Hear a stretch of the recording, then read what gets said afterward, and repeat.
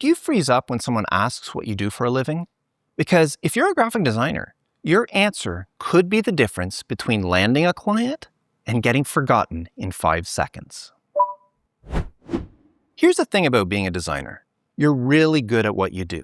The visuals, the branding, the creative problem solving. That's your zone. But talking about yourself, that's where most designers either say way too much or way too little. And when you get it wrong, potential clients don't understand what makes you different. They don't see why they should hire you instead of the next designer they meet. So today I'm breaking down a 4-step framework that'll give you an elevator pitch that actually works. Not something that feels salesy or awkward, something that makes people understand exactly who you help and why you're the right person to help them. Now, before we jump into the actual framework, let me tell you why this all matters. A lot of designers think their work speaks for itself, and your portfolio does matter. But here's what I've learned over the years of running my own design business. People buy from people they understand. When you can clearly explain what you do, who you do it for, and why it matters, something shifts. Potential clients stop wondering if you're worth their time, and they start imagining what it is that you could do for them. Your elevator pitch is basically a 20 to 30 second explanation of your business. Short enough that you can say it if you run into someone at a coffee shop or a networking event, but still complete enough that they actually get what you're trying to say. And the pitch I'm about to show you does something specific. It identifies your ideal client. It defines the problem they have. It shows your solution, and it makes it clear why you are the right designer for them. Now, you may be thinking, well, I'm not going to say all of that when someone casually asks, hey, what do you do? And honestly, you're right. You won't say every single word, but here's why you still need to write it all out. When you write the full version, you understand your business better. You know exactly who you're targeting. You know their problems inside and out. And then when you actually talk to people, that knowledge comes through naturally. You sound confident. You sound like you know what you're talking about. So let's build this thing. You're going to write 4 sentences. Each one serves a specific purpose. The first sentence identifies who you work with. Not everyone, a specific person or business. This is where a lot of designers get stuck. They think they need to appeal to everyone to make more money. But the opposite is actually true. The more specific you are, the more people who fit that description will recognize themselves and think, oh, he's talking about me. Instead of saying, I help small businesses, get more specific. Maybe it's, I help small service-based businesses like contractors, plumbers, consultant, coaches. Or maybe it's, I help brick and mortar retailers, or I help online course creators. The more specific you are, the better this whole thing works. Now that you've identified who they are, what's their problem?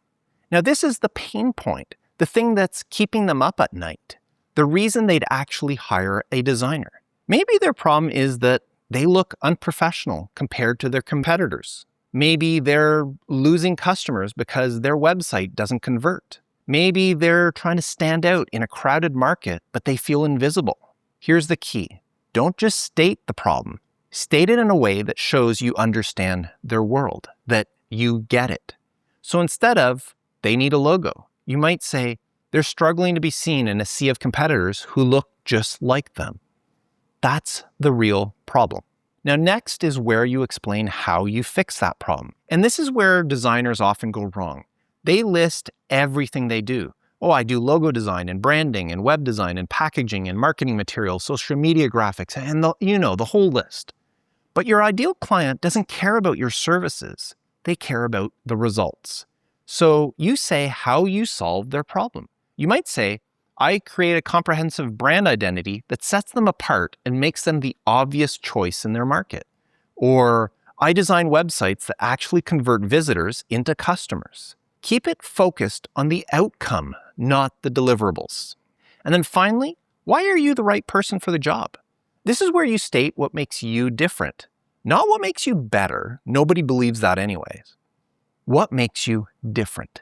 Maybe it's your experience in a specific industry. Maybe it's your process or your approach.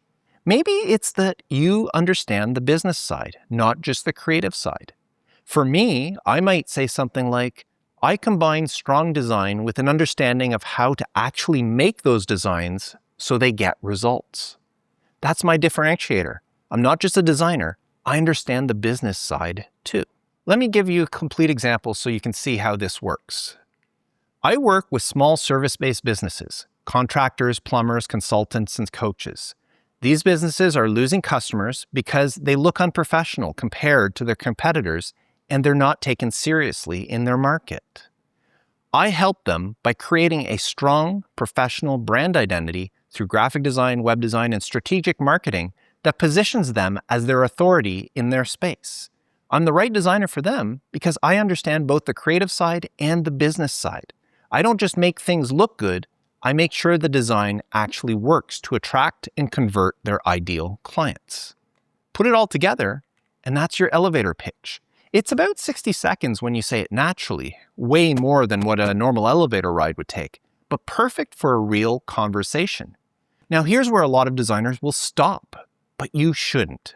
Once you've written down your full 4-sentence pitch, you need to condense it. You take all of that and boil it down to a single sentence using this structure. I help your ideal client to outcome they want. Now using the examples that I used before, it becomes, I help small service-based businesses build a professional brand that makes them the obvious choice in their market. That's it. That's your one-liner. And here's why this matters. When you actually meet someone and they ask, what do you do?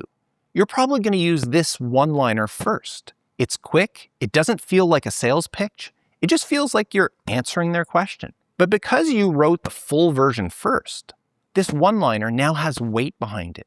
You're not just saying words. You understand exactly who you serve and why. And if they ask a follow-up question, which they will if you've said it right, you have the full framework to expand on. They might ask, well, how do you do that? And now you can talk about your design process, your approach, the specific things you create for your clients. Or maybe they might say, oh, I know someone who needs that. And now you've made a connection because they understand what it is you do. Now here's something important. Don't memorize this and then recite it like a robot. You're not trying to sound polished. You're trying to sound like someone who genuinely knows what they do and who they serve. The framework gives you structure. Your personality is what gives it life.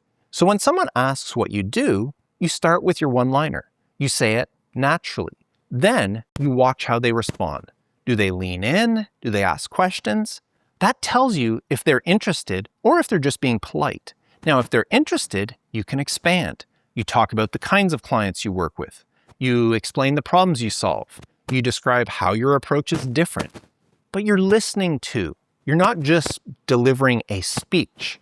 You're having a conversation. And here's the thing. Even with a strong elevator pitch, it can still feel salesy if you're not careful. The difference is intention. You're not trying to sell them on your services. You're trying to see if there's a fit. If you genuinely help the kind of people they know or the kind of business they run. Now, why am I really pushing you to write this out? It's not just so that you sound great at networking events. It's because this framework now becomes the foundation for everything in your business. Your website copy, it comes from this.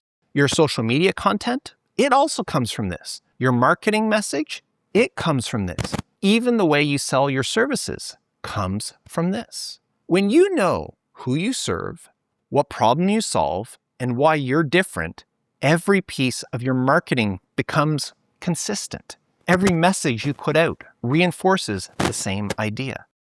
And that consistency is what builds a recognizable brand. It's also what attracts the right clients and repels the wrong ones. And that matters a lot. When you're attracting the wrong clients, people who don't value your work, people who negotiate on price, who are difficult to work with, your entire business suffers.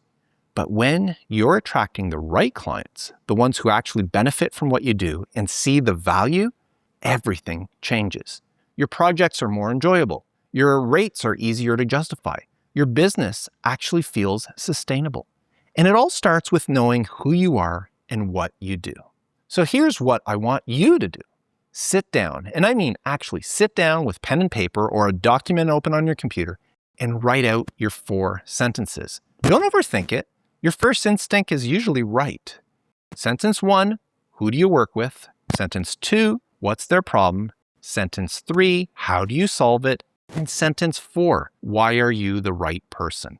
Write it all out, make it messy, make it real, and condense it down to your one-liner. Say it out loud. Does it feel natural or does it feel stiff? If it feels stiff, keep rewriting it until it sounds like something you'd actually say.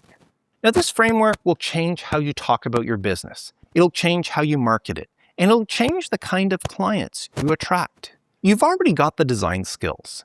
This just makes sure people understand what you can do for them.